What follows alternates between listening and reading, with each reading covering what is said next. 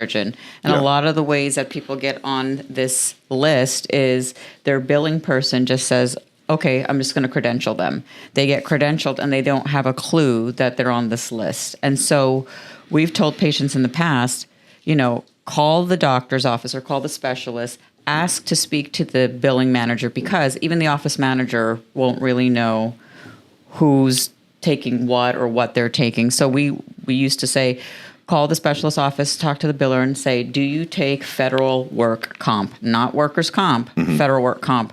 And 90% of the time they said no.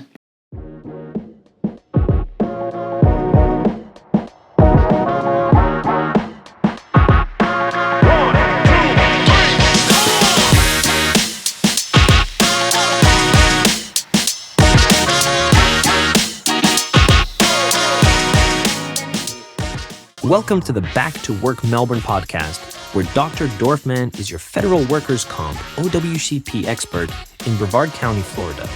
In this podcast, you'll hear tips and tricks about the OWCP process, along with heartfelt patient testimonials from those we've helped get their claims approved. Tune in each week for insightful advice and inspiring stories that will guide you through your journey.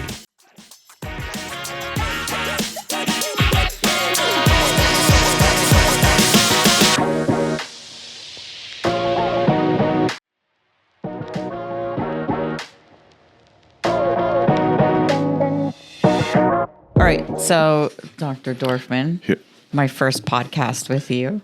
This is your first podcast with me? Yeah. Okay. So let's talk about all the ways people can find you nowadays. What's so special about social media and why is it working for you? Social media. I've never been a social media kind of person, and I probably still am not a social media kind of person.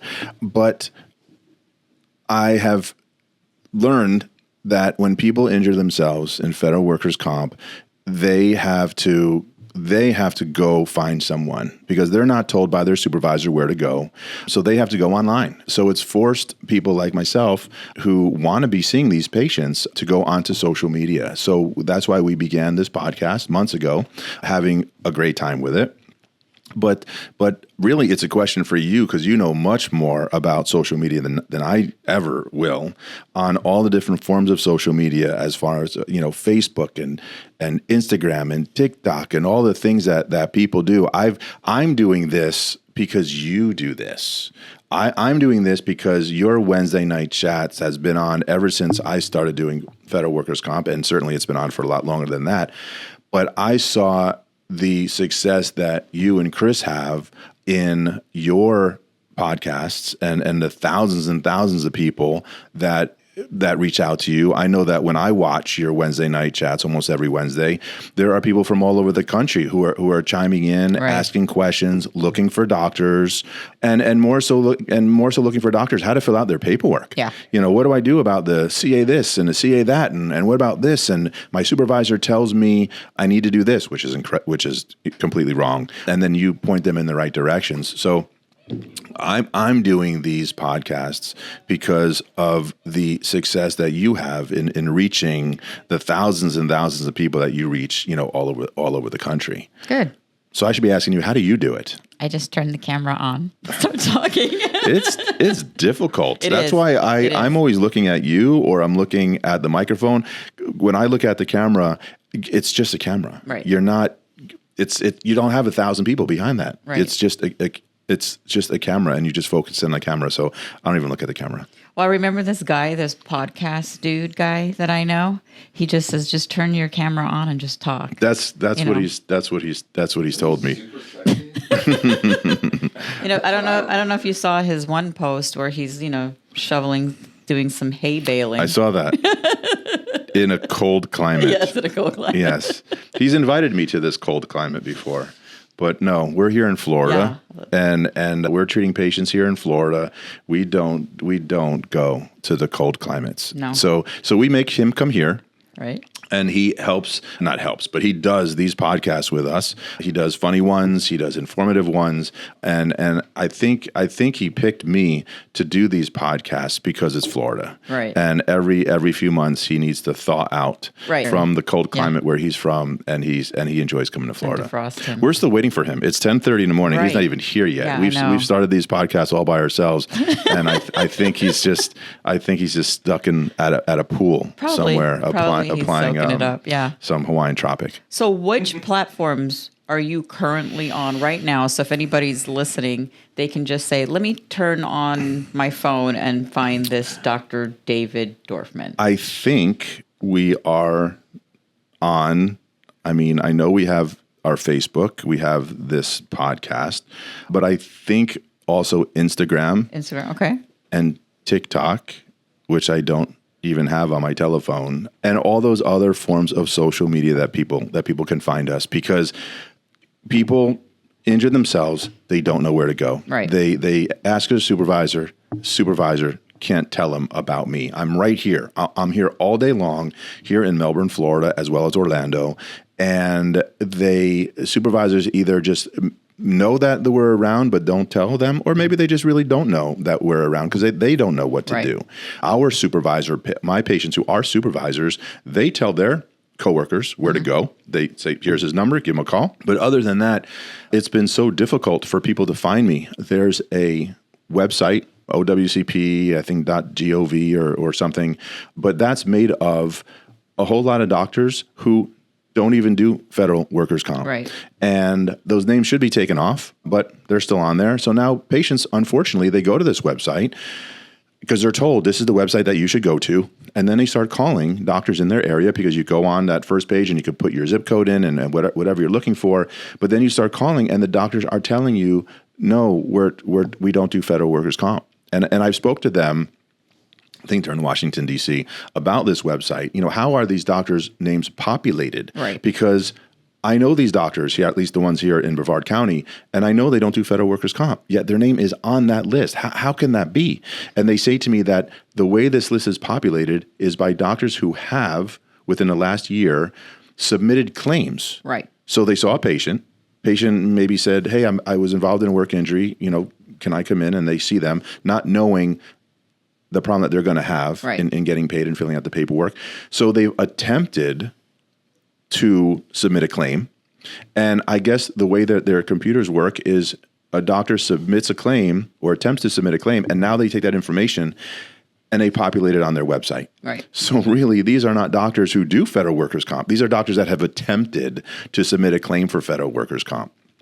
So to find me, oftentimes they have to go through dozens of other people who don't do it, and then before they even get to me, they probably just stop. Right. And they say, you know what? Because the rest of the people on that list must be like the people that I just called who don't do federal workers' comp.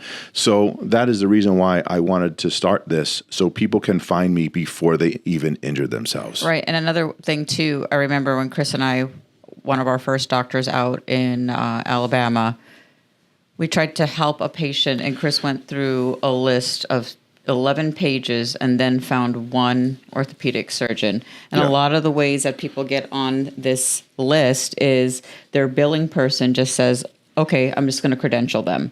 They get credentialed and they don't have a clue that they're on this list. And so we've told patients in the past, call the doctor's office or call the specialist, ask to speak to the billing manager, because even the office manager won't really know who's taking what or what they're taking. So we used to say, call the specialist office, talk to the biller and say, do you take federal work comp? Not workers' comp, federal work comp.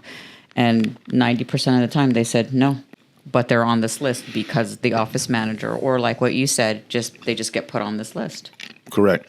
And when I'll always know, because I'll ask patients, because they'll say, oh, I went to Dr. So-and-so, and when I called them up, they said that I needed to have my case manager at where they work at the post office, for example, I have my case manager call them. And that's when a person that office does not do federal workers' comp, because there is no case manager to call you. Right. You as a patient go there, you make an appointment yourself, you go there and you're treated just like any other patient. They should know the forms that they need to fill out, because it's not like regular workers' comp where you do have a case manager and it's that case manager that does make your appointment. Right. This is very different. They don't have case managers.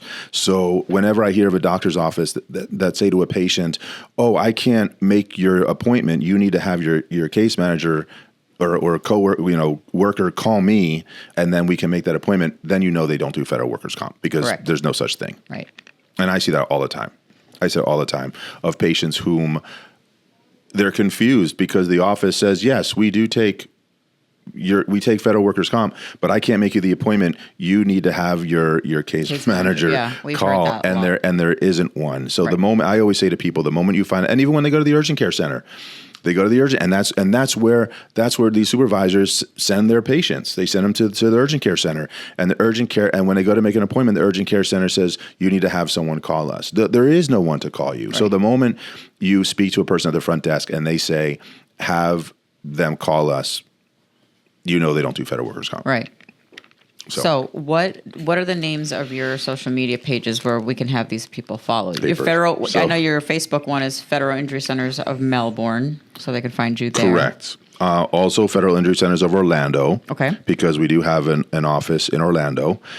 Because when I opened up Melbourne, so many people were traveling to see us from Orlando, which is about, depending upon where in Orlando you live, at least an hour, so an hour minimum, and patients were coming. And even though as a federal employee you get reimbursed for your transportation expenses, still, it's a lot of time out of their day. And whether they're working or not, it's a lot of time out of their day to travel here, get the amount of treatment that you get here, and then travel home. So I opened up an office in Orlando. So we do have an office in Orlando. It's located about 5 to 8 minutes north of the airport, and we're able to see everyone in North and West and East and South Orlando, so they don't have to come here to the Melbourne office. I'd love to see them here in the Melbourne office, but whatever is closest to you. Address I can give you right now is 5555 East Michigan Street. So Ginny, tell me about Wednesday Night Chats.